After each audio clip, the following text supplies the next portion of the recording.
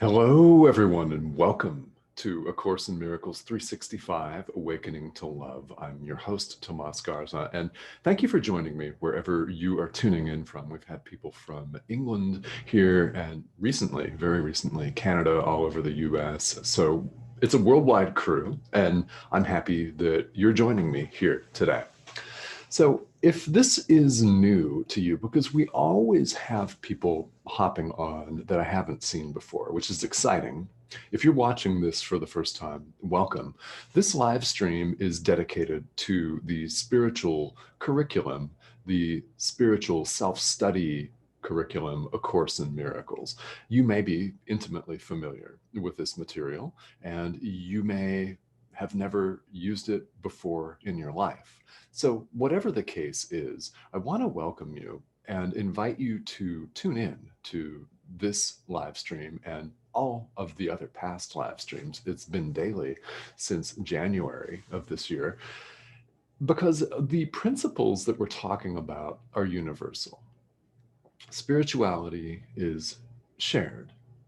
It's quite literally a shared experience among all people, regardless of where you're from in the world, regardless of your religious background, your spiritual practice, past or current.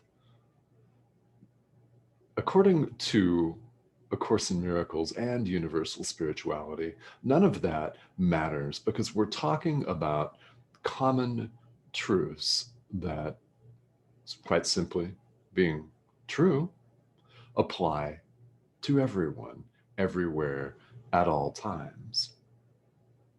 So I want to welcome you. A Course in Miracles is absolutely fabulous as a standalone component of a spiritual practice. In fact, it can be a complete practice unto itself, as you may know, if you're familiar with it. And it can also be used to augment and enhance your current practice, whatever that is, whether it's a practice of meditation or whether you're intimately involved with one of the world's major religions like Christianity or Buddhism, Hinduism, Islam, whatever that is, the course can augment your current walk because it helps people. And this has been true since the course has been out for several decades. This has always been true. It can help you understand things differently and gain a different perspective on your own practice, which is really a beautiful thing. One of the things that I love the most about A Course in Miracles is it's not a religion. Right? Isn't that exciting? Yeah, the world doesn't need another major religion, right? The course is a self-study curriculum. So you go at your own pace, you take what applies to you, which is beautiful because nobody likes to have their hand forced, do we? Right? Many of us grew up in a tradition where we were told what to believe. I certainly was told what to believe. I went to a fundamentalist Southern Baptist church for several years when I was growing up and was kind of spoon-fed what to believe about myself, about God, about spirituality in general. They never used the term spirituality, by the way. Yeah, they never did. About other people. I was force-fed a lot of things, and well, I rejected almost all of them. So maybe you can relate to that. The beauty of A Course in Miracles is no one's force-feeding you. This is not a system where we're expected to believe things. And that's going to apply with today's idea that I'm about to talk about. It doesn't matter if we believe them or not. All we're asked to do is sit with the material and entertain it. Just even reciting an idea in the workbook for students is highly beneficial. It plants seeds. It plants a seed that will one day germinate, and it may end up growing a beautiful tree or a beautiful flowering plant. It's a useful analogy because we are planting those seeds, even if all you do is spend a few minutes watching this live stream and entertain the idea for the day, which is in the workbook for students. It's lesson 92. Miracles are seen in light, and light and strength are one.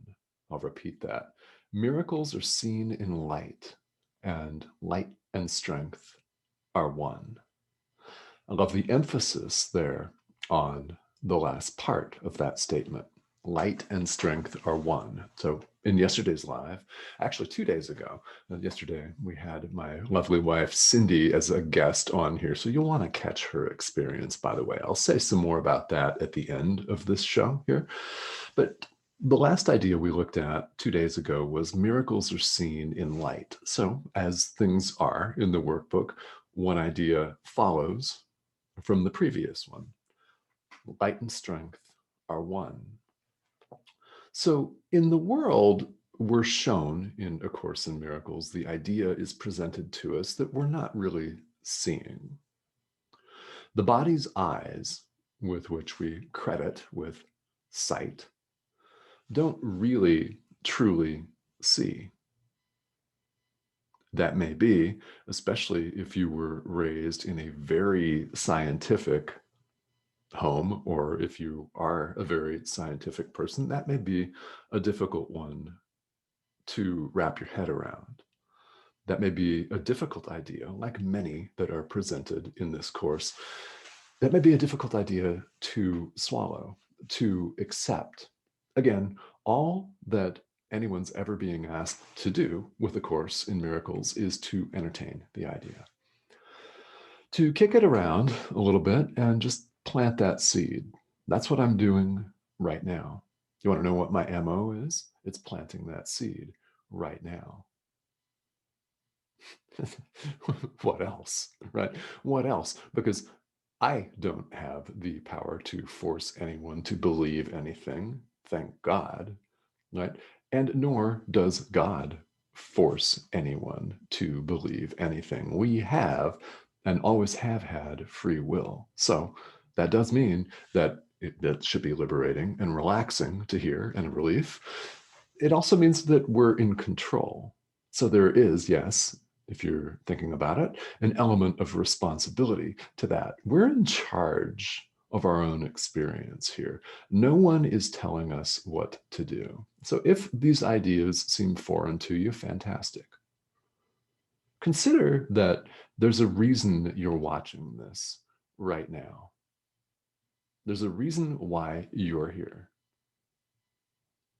And it may not be on the surface readily apparent, but you're watching me right now because you're looking for something. It's not me that you're looking for, by the way.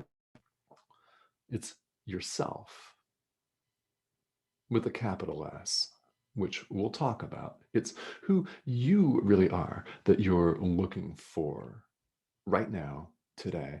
Otherwise, you would be watching something else on YouTube, wouldn't you?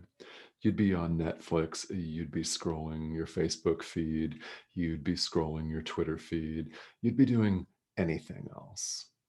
But there is a part of you deep down that recognizes itself and is longing, yearning to meet itself. We're all on that journey. That's what spiritual practice is for. We equate ourselves in the world with a body. In the last lesson, we spent significant time devoted to the idea that we are not bodies. You are not a body. I am not a body. If this is the first time that you've heard this, that may be shocking to you, and that's okay. Yeah, that's okay. This is not something that we're taught growing up, is it? If you were, that's fantastic. I certainly was not. I was raised in a very scientific, very medical family by a doctor and a nurse. So my father is an orthopedic surgeon, still practicing actually, by the way. And my mother was a critical care nurse. So our I'm laughing because you can imagine our dinner time conversations. Yeah. I'm not going to repeat them here on this live stream, but it had a lot, everything to do with what can go wrong with the physical body. And I didn't really consciously know it at the time, but it had everything to do with how we suffer when we identify ourselves with a thing that grows old and dies. There's no other way of putting that.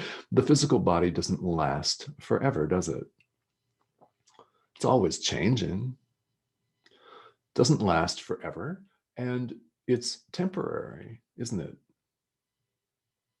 It is. It's temporary.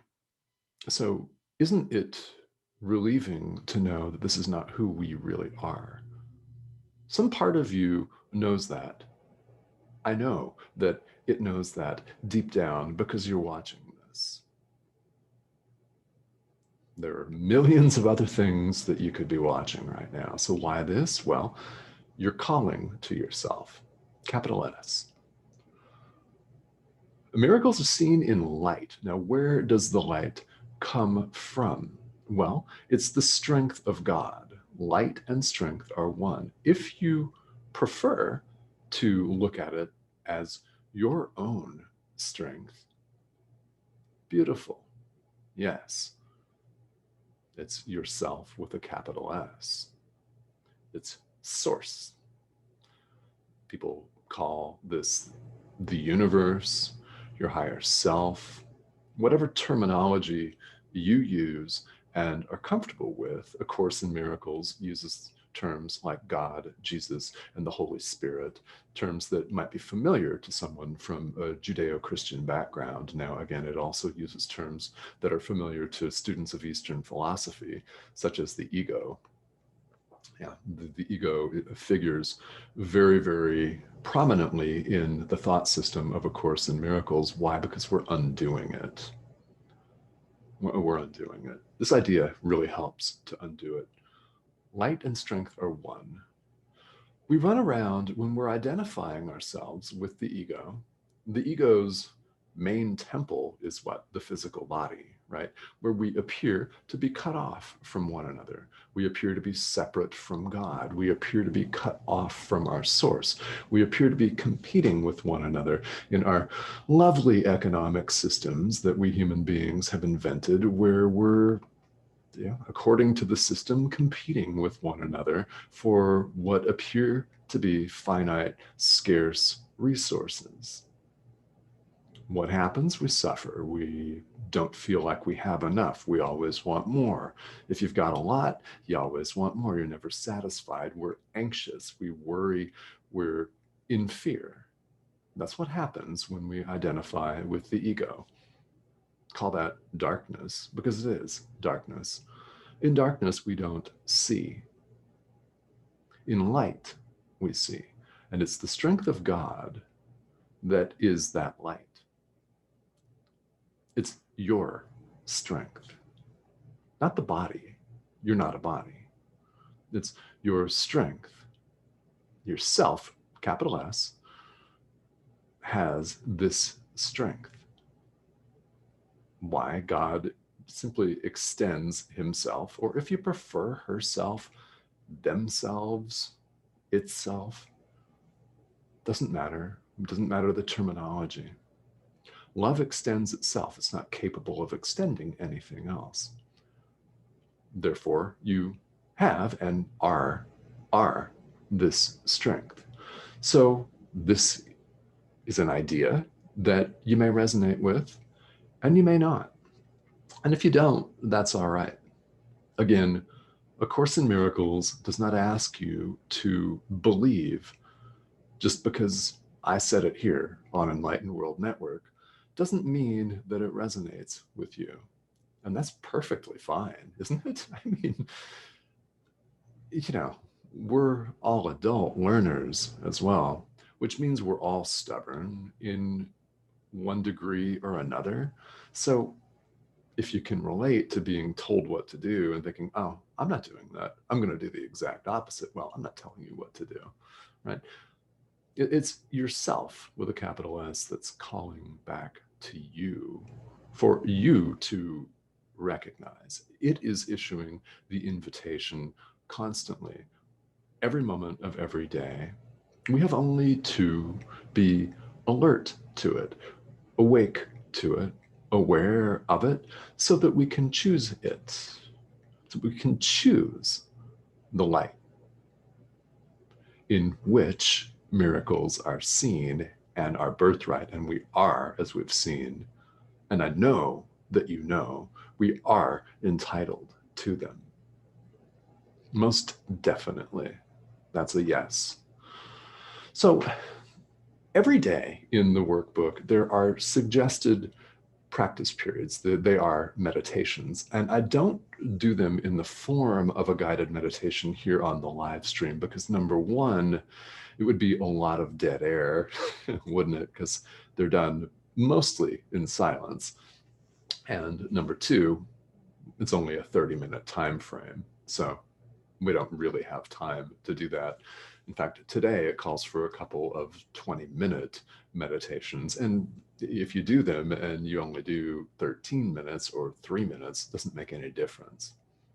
Really, truly, it doesn't. These are guidelines. But what we're aiming to do is we're aiming to get out of our own way. This is classic meditation practice, isn't it?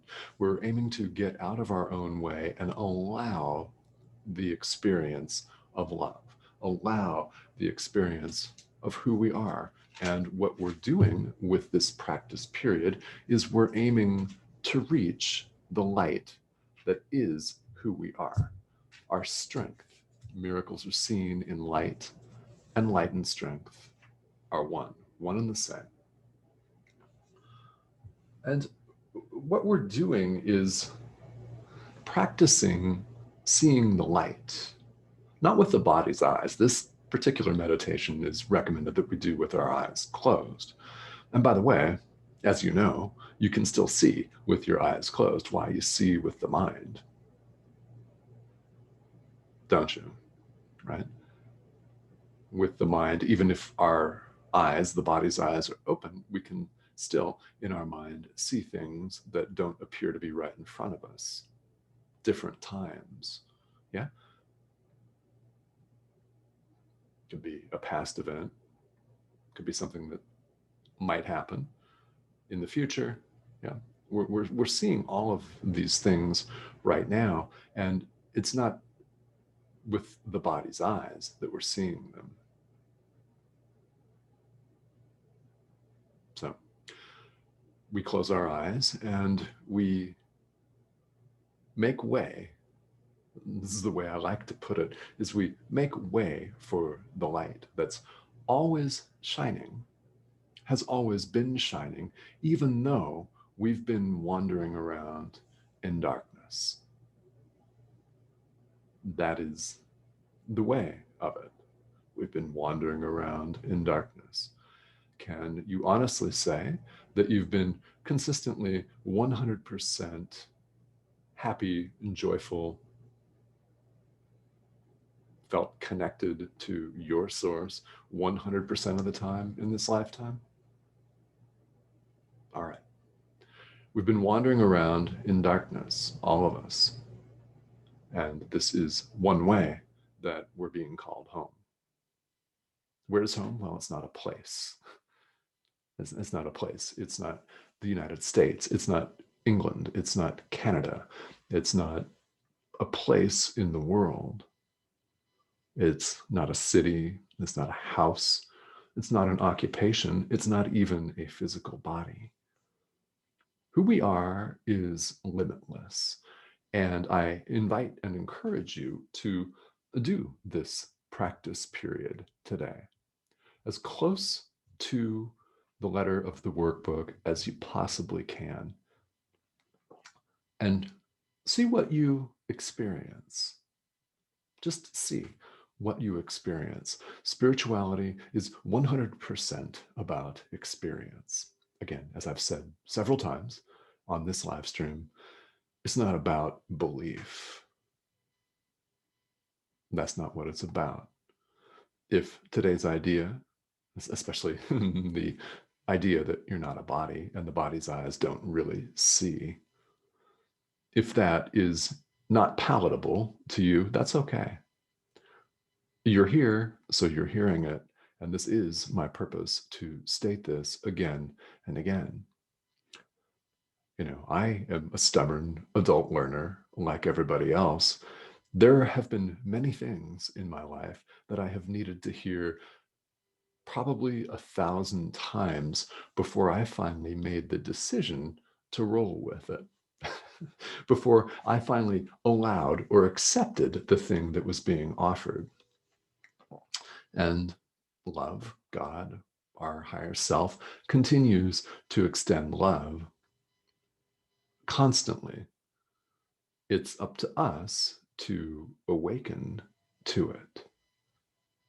So, this has been a lot of fun. It's always a pleasure for me to share from my heart the, the experiences that I've had with A Course in Miracles. It literally has been life-changing for me, and it has been the centerpiece of my personal spiritual practice for the last 8 years.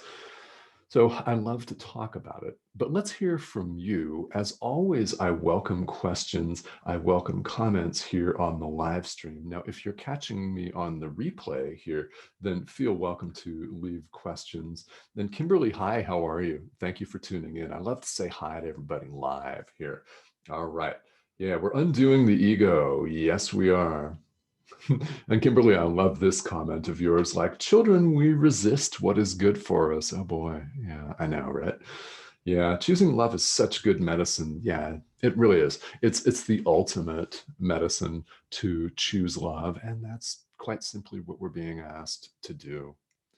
Every moment of every day, I like to think we get to do it. Not we have to, but we get to choose love. Why? It's beautiful to have free will. I mean, it makes me happy that no one or no higher power has stripped our free will of us from us. We're not victims of our circumstance. We're not victims of our circumstance. We're not being dangled like puppets on a string. Yeah, no, that's a disempowering idea, isn't it? No, who we are is much more powerful than that. We're simply moment to moment awakening to that. So thank you all for tuning in and for your comments, all of the shares and the likes, the hearts, questions. If you're catching me on the replay, let me know if you have comments or questions about A Course in Miracles, about today's idea, or of course about spirituality in general. And I'd be happy to have that dialogue with you, because this is a shared experience for sure. All right. Thank you all for tuning in, and we will see you here tomorrow.